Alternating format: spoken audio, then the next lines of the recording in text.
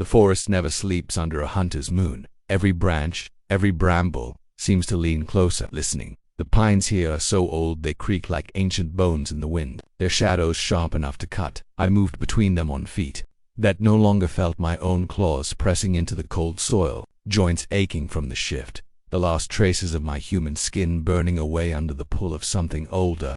Somewhere behind me, leaves whispered in a rhythm that didn't belong to the wind. The scent reached me before the sound did. Metal, oil, and a trace of wood smoke. My kind has always known it.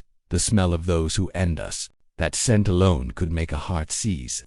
But my new heart didn't beat like it once did. It thudded low and slow, like a drum in a burial march. I pushed on, weaving through the dark. Every step I took felt as though the forest itself was trying to hold me, snagging at my fur with skeletal fingers. Then I heard it, a snap. Not the dry pop of a twig under some wandering deer. This was deliberate. Close to close. You can't hear a hunter until he wants you to. Tonight, he wanted me to. I glanced skyward. The moon, swollen and pale, poured silver across the clearing ahead. My body resisted the light, every instinct pulling me toward the shadows, but the open ground offered speed, and I needed speed. My flank ached. The wound from earlier still seeped warmth, marking the ground with my scent. If he was here, he'd already know exactly where I was going. Somewhere deep in the trees, a low metallic click answered my thought. My ears twitched toward it involuntarily. The cold weight of realization sank into me. That was the sound of the silver. Silver doesn't just kill, it remembers everyone it's touched. The air tightened, the forest, the soil, even the moonlight felt heavier. Each breath was a decision. Run now and make noise, or wait and let him close the distance. I chose wrong. The wind shifted, and I caught the faintest movement between two black pines. Just a shadow, but it carried the shape of someone who knew these woods better than I ever could. The heartbeat I'd been keeping slow began to pound, and not just from fear. There was something about that figure, tall, deliberate, more a silhouette than a man, that stirred something buried beneath the beast. My human mind clawed up from the depths, desperate to be heard. The pine boughs swayed once, as if bowing, and the shadow was gone. But the forest was no longer mine. If you're still here, don't look away. The first time you see him, you'll understand why no creature, human or otherwise, has ever walked away unchanged. The silence came all at once, like the forest itself had stopped breathing. Even the wind seemed to coil back into the treetops. Unwilling to carry what was about to happen, I froze mid-step, every muscle caught between fight and flight, knowing either choice might end me. Then he stepped into the clearing. The hunter's presence wasn't just seen, it was felt. The ground seemed to lean toward him, as though the earth recognized something older than the roots that fed it. His coat was a shade darker than the night, frayed at the edges but heavy with purpose. Across his chest, straps held weapons that gleamed like fragments of the moon, each one a story of something slain, each one a weight I could feel even from here. And then there was the blade, silver, impossibly clean, catching the light in a way that made the air sting. It was long enough to cut the space between us without him moving a step. My eyes locked to it, not out of fear of the wound it promised, but out of something stranger. That metal had history, and I could almost hear it breathing. He was everything they said he would be. Taller than most men, shoulders squared under years of burden, a face marked by scars that were not accidents. His eyes were the worst of it, pale, unreadable, and fixed on me like I was already an answer to a question he'd carried for too long. He raised the blade, and my wound burned like it remembered him. A low growl slipped from me without thought, my body trying to fill the space between us with sound, with warning. But his gaze didn't shift, didn't falter. He simply stepped forward, one measured stride, letting the silver tilt toward my heart. The moonlight pinned us both in place. Every instinct screamed to move, lunge, run, anything. But I stayed. Something in his stance told me there was more here than the final swing of a weapon. The air between us was crowded with ghosts. Neither of us spoke aloud. The hunter knew my name before I ever told him. For a heartbeat, I thought I saw recognition in his eyes. Not the way a predator knows prey, but the way a man recalls a face from a life he's tried to bury. My human mind surfaced again, clawing against the beast, desperate to know why. If he'd taken one more step, the story would have ended here. He stopped just inside the clearing's edge. The blade hovered, steady. The silence pressed so hard I could hear my own pulse in my ears, a rhythm that wasn't quite human anymore. Then his head tilted slightly, as though listening to something only he could hear. The weapon didn't lower, not yet. That's when I understood. This wasn't hesitation out of fear. It was calculation. He was measuring me, weighing something I couldn't see, and whatever it was, it made his hand pause just before the killing stroke. Stay through what comes next. The moment you see why he didn't strike, you'll understand why no one speaks of this night above a whisper. We stood in the same breath of cold air, the hunter and I, with only a thin sheet of moonlight and an unspoken decision between us. My muscles trembled, not from fear alone, but from the effort of holding still against the pull of something primal. My claws itched for the soil, for a burst of movement that would carry me out of his reach, but the beast in me, it knew that to run would invite the inevitable arc of silver. The hunter's eyes tracked me like he'd already mapped every possible way I could move. He was patient, steady, the kind of predator who doesn't waste energy on mistakes. His blade remained angled toward me, not high enough for the killing plunge, not low enough to withdraw. It was an in-between place, a limbo I didn't understand. Mercy doesn't happen in these woods, not from him. I tried to breathe without sound, but my breath came out in a low, ragged snarl that wasn't entirely intentional. The sound seemed to catch him. His eyes narrowed, not in the sharpness of the hunt, but in the faintest flicker of recognition, like something had cracked the armor he'd worn for decades. Then, without breaking eye contact, he did something I'd never imagined. He lowered the blade. Not far, just enough to pull it away from my chest. The silver still glinted in the moonlight, still hummed with the memory of every life it had taken, but now it wasn't reaching for mine. His free hand flexed once at his side, almost like he was remembering how to unclench it. He'd been sent to kill me, but something made him stop. I didn't move, neither did he. The air between us thickened until it felt like the forest itself was eavesdropping. Then his gaze flicked, just once, to the wound on my side, the ragged tear still seeping into the dirt, a wound he hadn't made. His expression didn't change, but his stance shifted in a way I could only interpret as calculation breaking under something else, something older than his vow to kill. He spoke without words, the slight tilt of his head, the faintest step backward, and then a single, almost imperceptible nod. That was it, my cue. I took one step, back into the shadows, my heart hammering loud enough to feel in my teeth. I waited for the inevitable swing of the blade in my exposed moment. It never came. Don't blink. The reason he spared me isn't what you think, and it's buried in a truth no one living should ever hear. The forest began to breathe again. Leaves rustled overhead. An owl called somewhere in the black distance.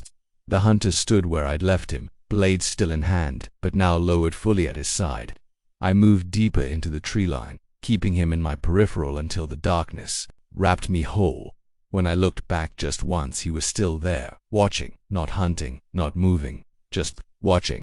The forest swallowed me as soon as I left the clearing, but the shadows offered no comfort. Every step was a negotiation between pain and speed. My wound flared with each bound, the warm slick of blood tracing my side like a signature I couldn't erase. The beast in me urged distance farther, faster, but the human mind knew better. A man like him didn't lose prey by accident.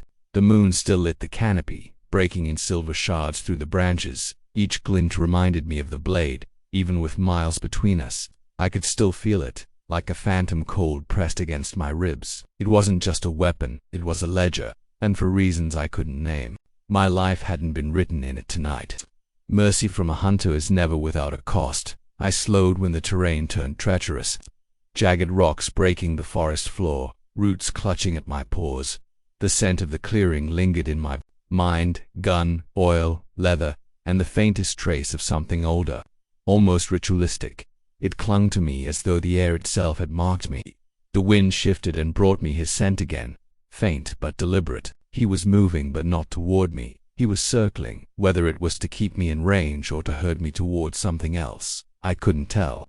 That uncertainty gnawed more than the pain. Sometimes the hunt doesn't end with the kill. It ends with the question. I reached a stream, black as pitch under the moon, and waded in until the water swirled red around my legs. It stung where it touched the wound, the cold burrowing deep into my bones. The current carried some of my trail away, but no amount of running water could wash off the weight of what had just happened. When I finally stopped to breathe, the forest seemed to lean closer again. A flicker of movement caught my eye. Not the hunter this time, but something else. smaller, watching from the branches, to pinpricks of pale light, too far apart to be eyes, blinked once and vanished. Keep going with me. That thing in the trees, it's the reason the hunter didn't take my life. And it's far worse than Silver.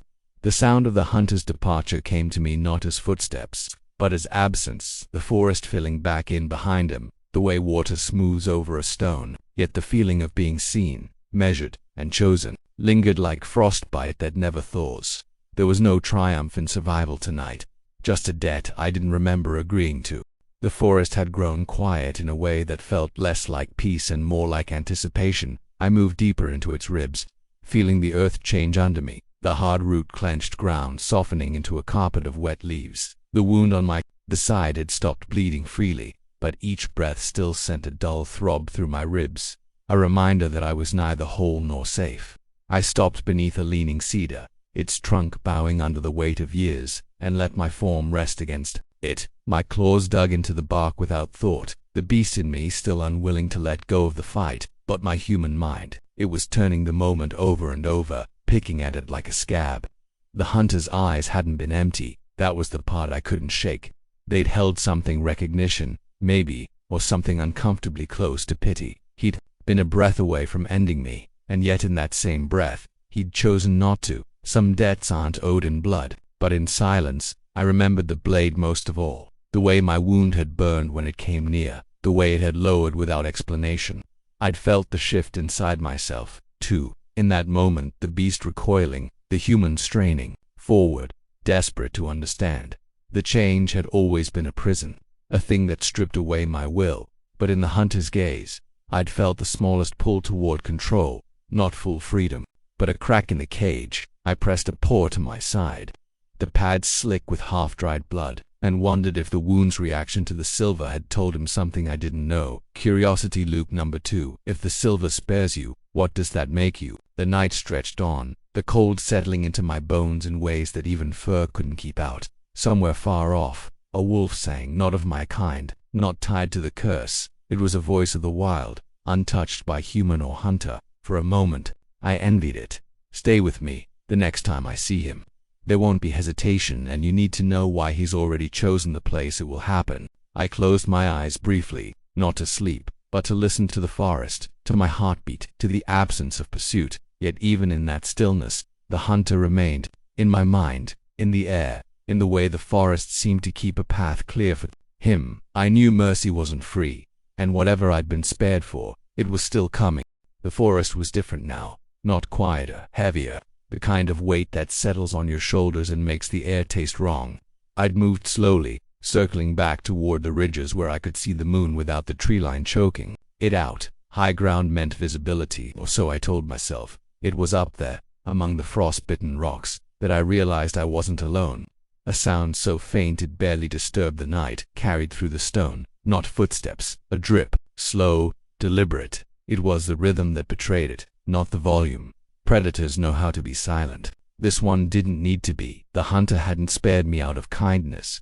He'd spared me for something else's attention. I turned slowly, scanning the slope below. My wound throbbed, the blood sluggish now but still there. The beast in me stirred uneasily, not in preparation for the hunt, but in recognition. Then it came into view, not through the trees, but above them, a figure crouched on a boulder, its shape wrong in a way that had nothing to do with the curse I carried. Its limbs were too long, the joints bending with a slackness that spoke of broken anatomy, eyes not glowing, but absorbing light, locked onto mine.